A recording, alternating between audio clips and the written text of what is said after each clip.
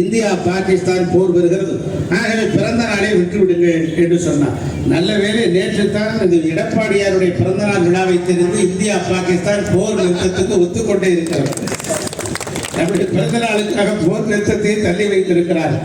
ஆக அது நன்றாக இருக்கட்டும். நாட்டினுடைய எல்லைக்காக தன்னுடைய இன்னுவரை நீத்திக் கொண்டிருக்கிற எண்ணற்ற ராணுவ வீரர்களுடைய நலம் பெற வேண்டும், வரம் பெற வேண்டும். நம்மை ஒருவனை தொட்டு பார்த்தார், அதாவது எல்லை புறத்தில் இருக்கிற இந்திய ராணுவத்தினுடைய சிப்பாய்களை ஒருவரை தொட்டு பார்த்தார் 1000 பேர் தலை உருடும் என்கிற அளவிற்குத்தான் இந்தியாவுடைய முப்படைகள் செயல்பட்டு வருகிறது.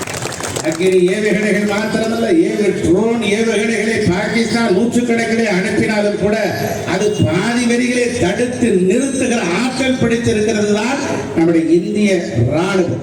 அப்படிப்பட்ட ராணுவ களத்தை அமைத்திருக்கிறார் இந்தியாவுடைய பாரத பிரதமராக இருக்கிற நரேந்திர தாமோதர தாஸ் மோடி அவர்கள். அப்படி ஆற்றல் படைத்தவரோடு தான் அண்ணா திராவிட முன்னேற்ற கழகம் கூட்டணியை வைத்திருக்கிறது. இன்னும் நிறைய பேர் நம் பக்கம் கூட்டணிக்காக வர இருக்கிறார்கள். நாடு காத்தது பாஜக, அந்த நாடு காத்த பாஜகவோடு கூட்டணி இருக்கிற அண்ணா திராவிட முன்னேற்ற கழகம் தமிழ்நாடை காக்க போகிறது. அந்த தமிழ்நாடை காப்பாற்ற போகிறவர் முதலமைச்சராக வரக்கூடிய எடப்பாடியார் அவருடைய தோழமையோடு இருக்கிற தோழமை கட்சியும் கழகத்தினுடைய முன்னணி நிர்வாகிகளும் என்கிற அடிப்படையில் தான் இன்றைய பிறந்த நாள் விழா நடைபெற்றுக் கொண்டிருக்கிறது.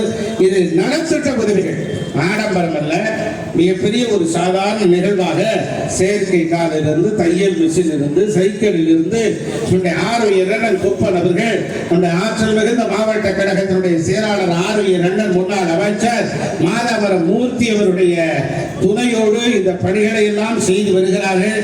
இந்த பணி வெற்றியடைய வேண்டும். எப்போதும் அண்ணா திராவிட முன்னேற்ற கழகம் ஏழை எளிய மக்களுக்காக துணை நிற்கும், துணை நிற்கும், துணை நிற்கும் என்று சொல்லி வாய்ப்புக்கு நன்றி பாராட்டி விடைபெறுகிறேன். நன்றி, வணக்கம்.